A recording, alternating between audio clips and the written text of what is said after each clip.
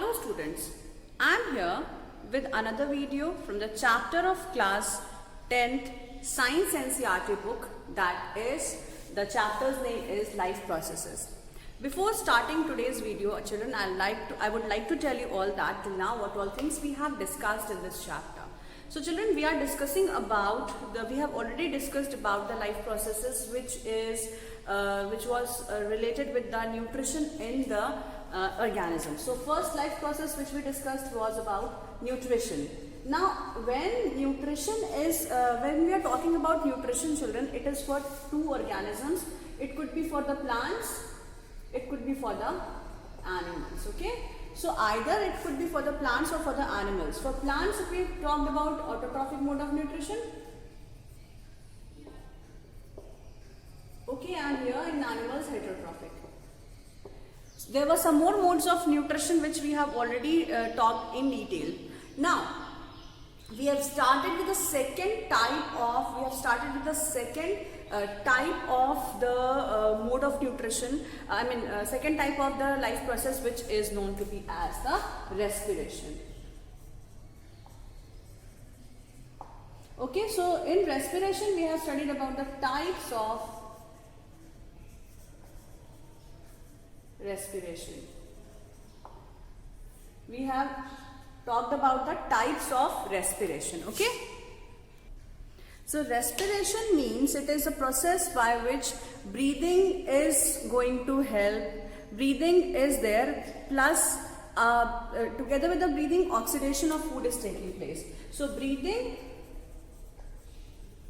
plus oxidation of food, both the things are required. For respiration, we need to study, it means breathing plus oxidation of food, it gives us energy and the waste material. So children, here energy is going to come from different types of oxidation of food. It could be starch, it could be glucose, it could be pyruvate, it could be different types of the food. Okay, so we have already discussed the types of respiration, where it was aerobic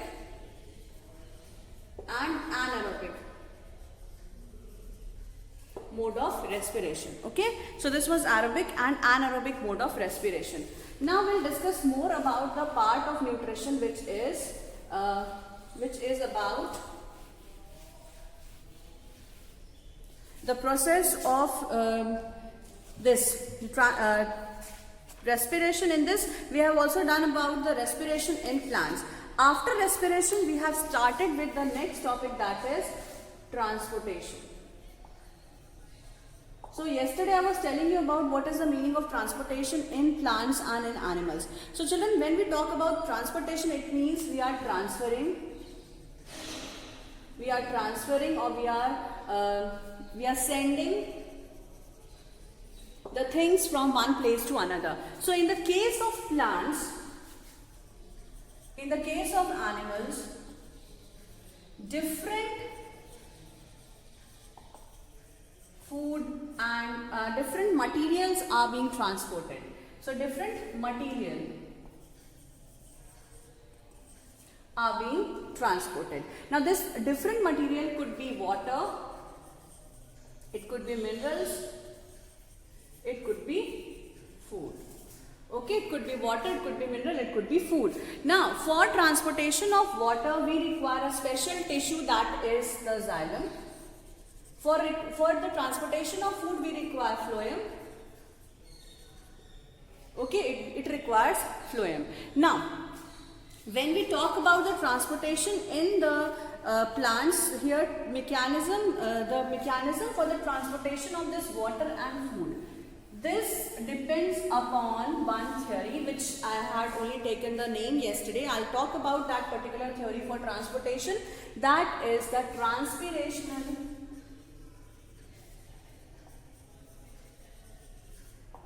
pull theory. We will talk about this transpirational pull theory. Okay, so transpiration means what? Transpiration means it is the loss of water from the aerial parts of plants. Okay, And I told you that aerial parts of the plant means the parts which are above the ground. Which is above the ground. Fine. Now, when the transportation of the things has to take place in the plants, this theory plays a major important role in the transportation of the things from one place to another place. Now, children, how this transportation is going to help, how this transpiration is going to help in the transport of the things, we will study that. See, mechanism of transportation is dependent upon this transpirational pull theory, where what happens, the plant is always in the presence of sunlight. What would happen in the presence of sunlight? Okay, if this is sun and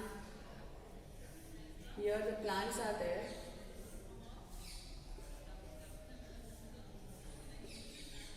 Okay, suppose that this is a plant.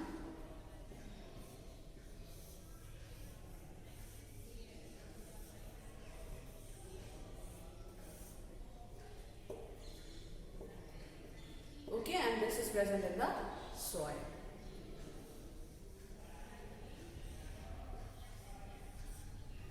Fine, suppose that this is a plant and then it has been anchored in the soil. Now, what is that? How is this transpiration going to help the plants for the transportation of the water as well as the minerals? Okay. Now, here, when the sunlight is falling, I'll draw a little bit up so you can easily see and understand. So, it is falling on the leaf. Sunlight is falling on the leaf. These leaves are going to transpire. Okay, transpiration will take place. Now, this transpiration when taking place, it is going to take place from the upper surface of the leaves at a very faster rate than as compared to the leaves which are at the lower surface. Okay, at the lower part of the plant. Now, what happens, children? These leaves are going to evaporate the water. Now, whenever the water is being evaporated, what happens? This creates a pressure difference.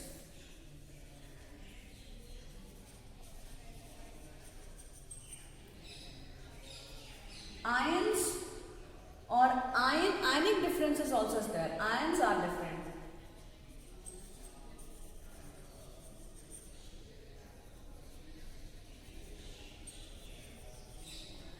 Ions are at different concentration, children. Okay. Now, when the ions are at different concentration, what happens?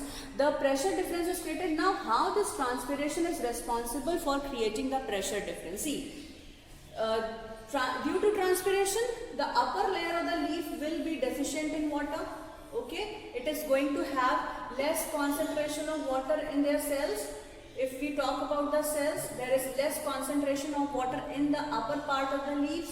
Then what happens, as it moves down, the next cell is going to give water to the adjacent cell. Similarly, the roots are also going to give water. And in the roots, when we come to this last part is going to take up the water from the soil. So let us begin this and I'll make you all understand in more details.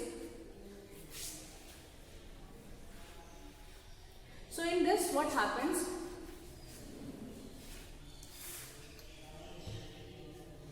If we talk about the cellular part, if I draw the cellular part of this, water is being evaporated from the upper surface.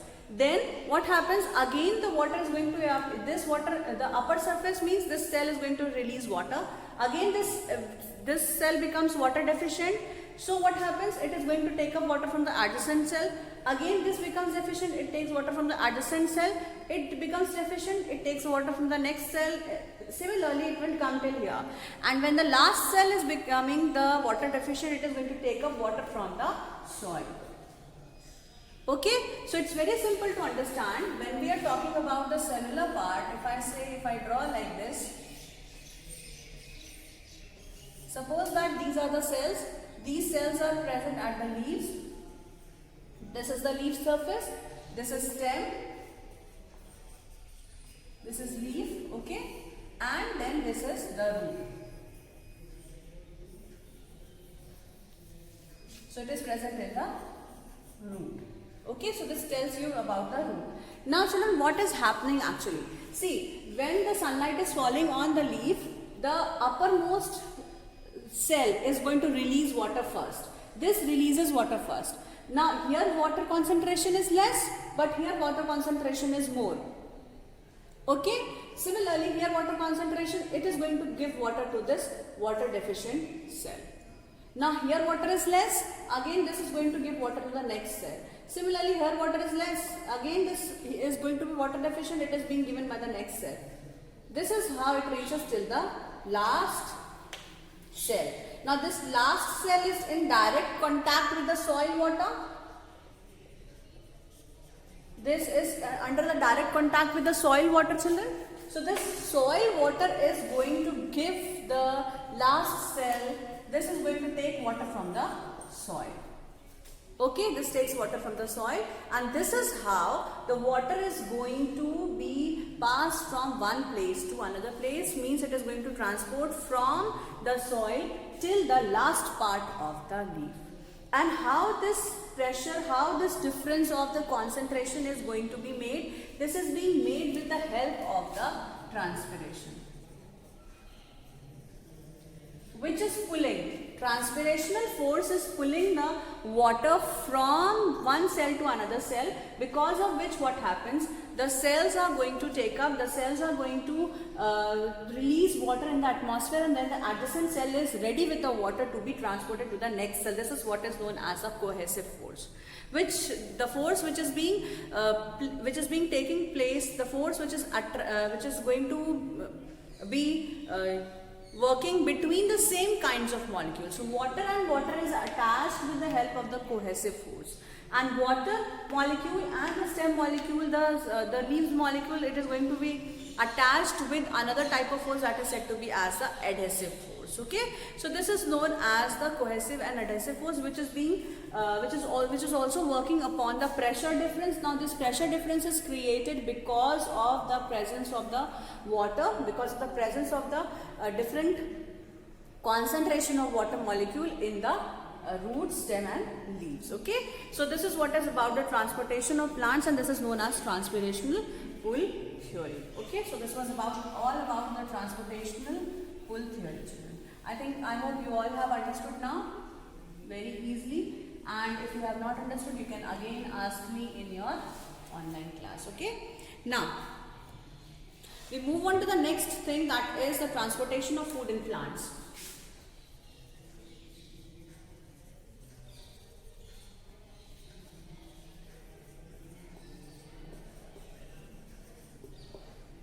How is it so that food is also getting transported in the plants?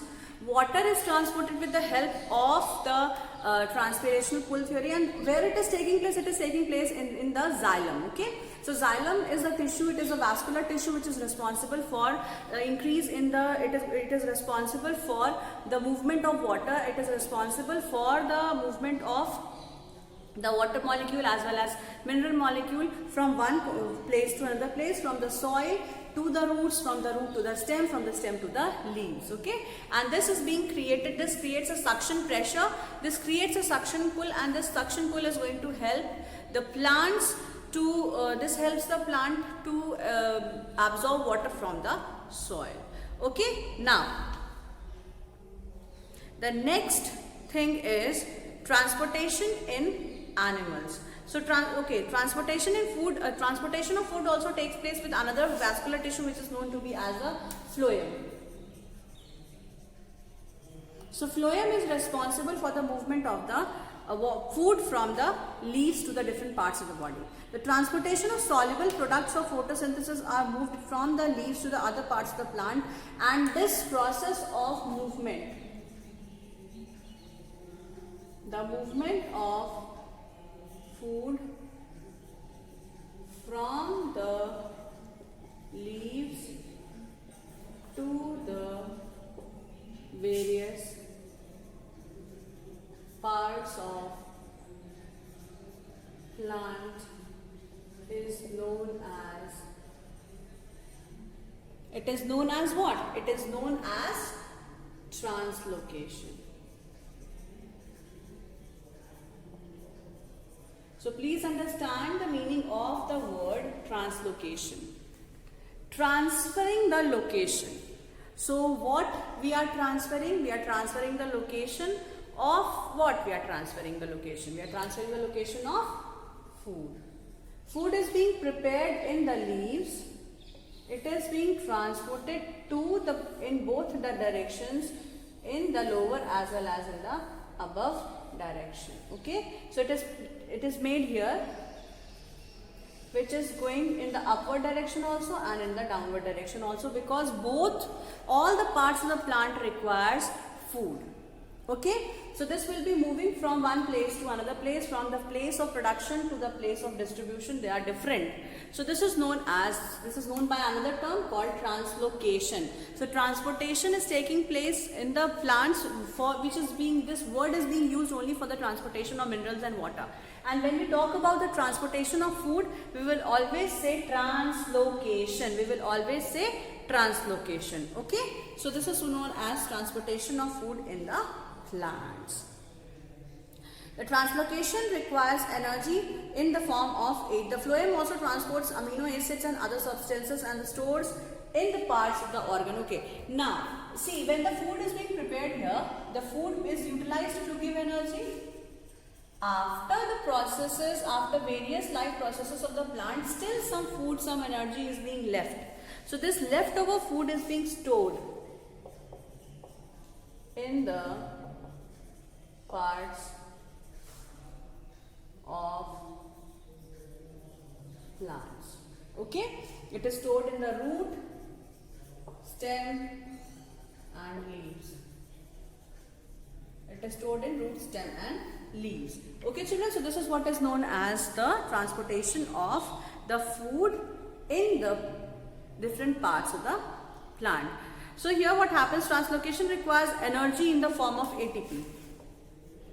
Whenever the translocation is done, it is done in the presence of ATP, and I have also talked about ATP in your class. Fine. Now ATP is going to increase the pressure in the xylem, because transpiration is already creating a suction pressure. This is going to increase because of the use of this ATP. Because of the use of this ATP, it is going to release the energy. This because of which what happens, this creates the movement of the material in the phloem according to the plant's need. Okay, so this is going to create the pressure in the plant, and this causes the movement of the material from the phloem to the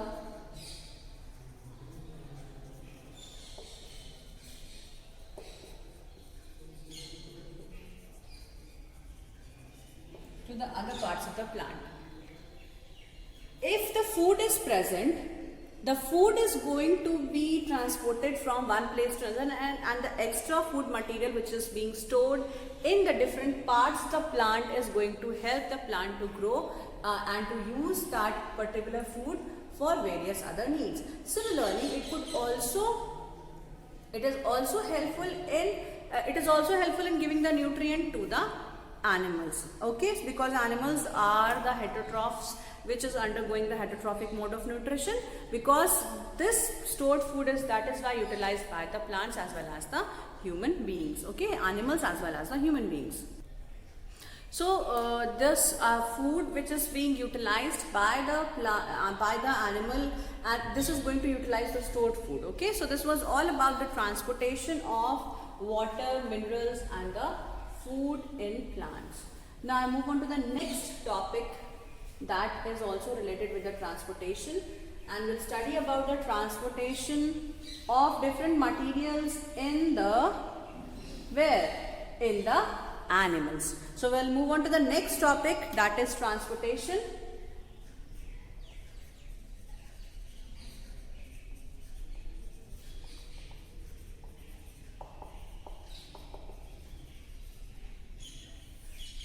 Transportation in animals. Now if I talk about transportation in animals, you know that plants are, if we compare the animals, if we are comparing the animals with plants,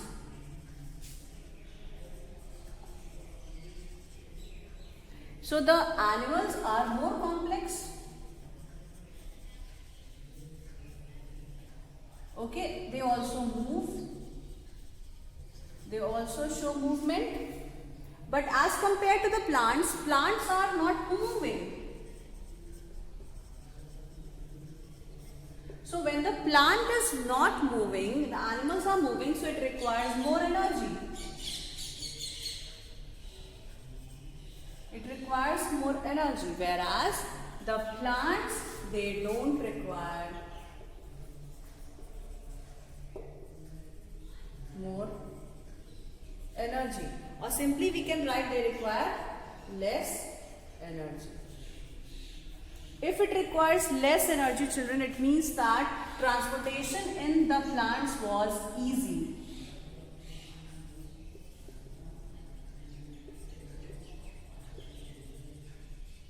Transportation in plants was easier. Okay, as compared to the animals, it is more difficult. Okay, we can write it as more complex.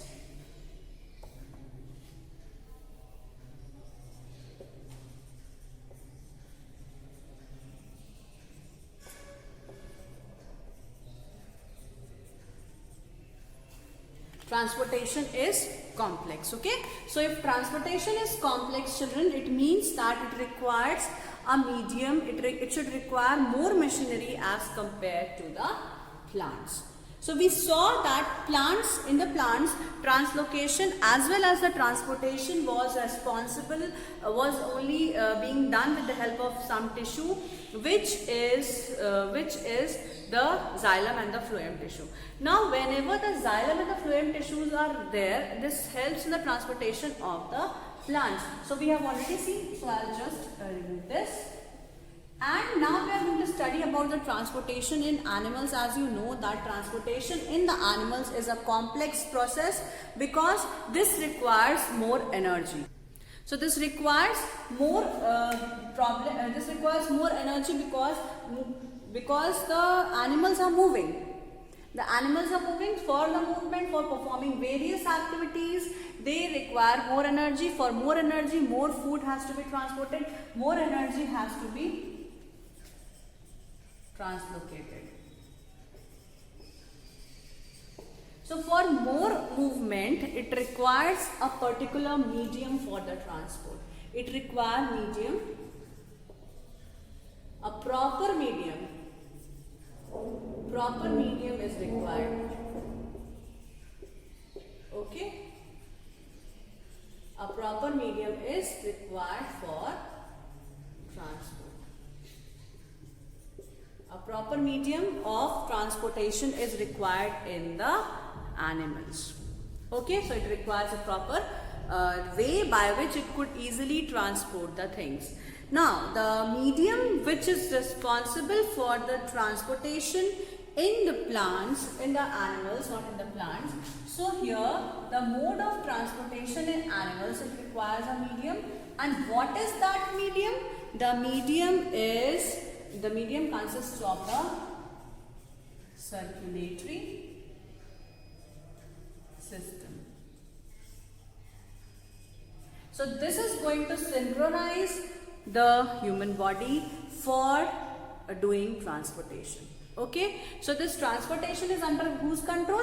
It is under the control of the circulatory system. Now the circulatory system consists of various components. What are the components of the circulatory system? Circulatory system's component are, it is heart, it is blood, it is blood vessels, it is lymph, it is lymph vessel,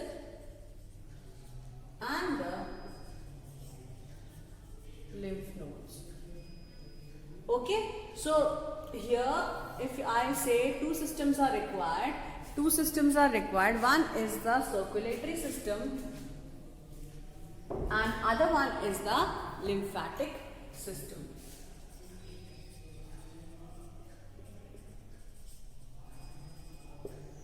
Okay, one is the circulatory system, another one is the lymphatic system. So children, I'll concentrate first on the circulatory system, which has three major components, which is the heart, blood vessels and the blood. Okay, so heart is the pumping organ.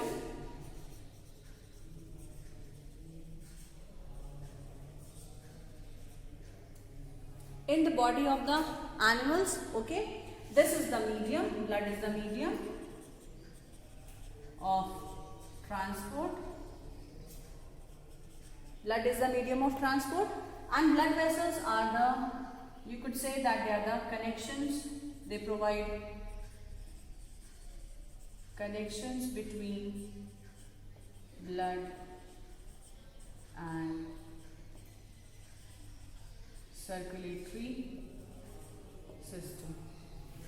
Okay, so here the blood vessels are going to give connections between the blood as well as the circulatory system. So medium of transport and the pumping organ, which is going to pump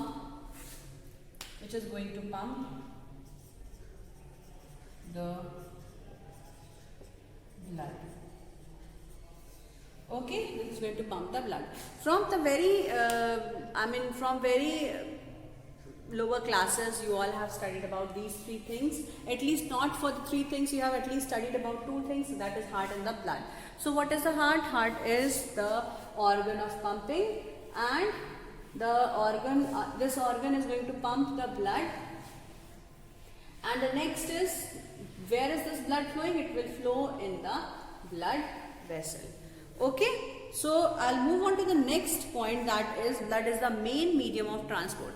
This blood is responsible for the complete transportation of the different things. So if I talk about, now I'll move on to the next subtopic, that is blood. How can you define this blood? Okay, how can you define this blood? Okay, I think it's not visible, I'll write somewhere. Yeah. No, I think this would be visible. Fine. So blood is a medium. It is a red colored. It is red in color. So we'll just write down the characteristic. Blood is the main medium of transport of the animals. Okay. So here we can talk about, it is the red colored liquid which flows in the body of animals, which helps in the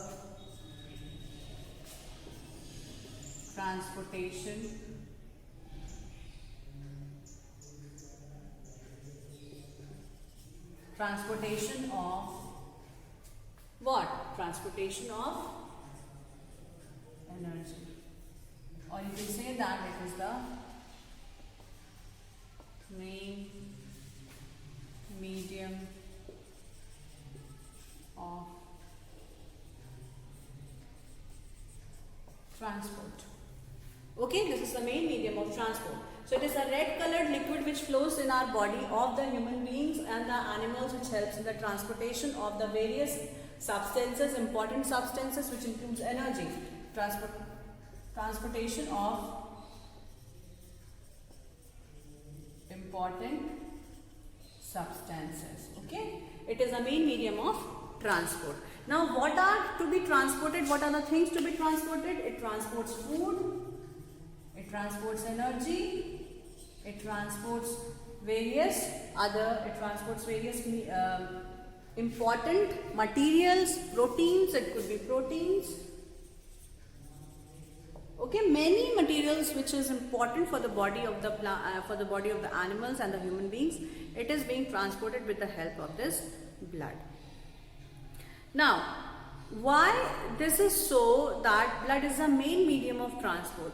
It's where the answer is very simple. Why this blood is the main medium of transport? Okay. So why this is so? It is the main medium of transport because you know that blood flows throughout the body.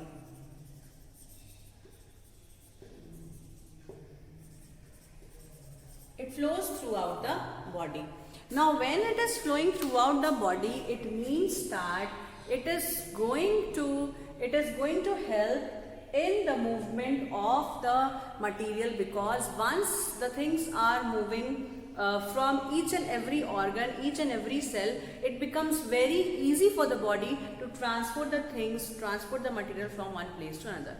सीधी सी बात, if you think that whenever if a straight road is there and that road is being connected to various places, to small place also, to the large cities also, to the small cities also, or just forget cities and the states are the different organs, suppose that, and how we are connected, how these cities and the states are connected.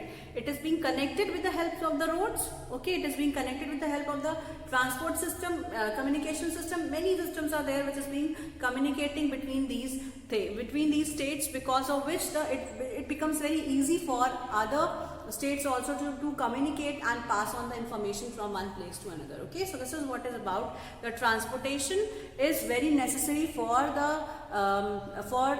communicating with different organs. Similarly here, blood is the main medium. It works because it is flowing throughout the body. It is flowing in the complete body parts of the animals as well as in the plant and animals as well as in the human beings. So it is going to give a chance of the movement of the things from one place to another place. Okay children, so this was all about the transportation in the animals for today. I'll meet you all in the next video with the next topic to be discussed. Till then you can revise this transportation, you can study about the components of blood for the next class. Okay, so I'll be coming up with the next video in the next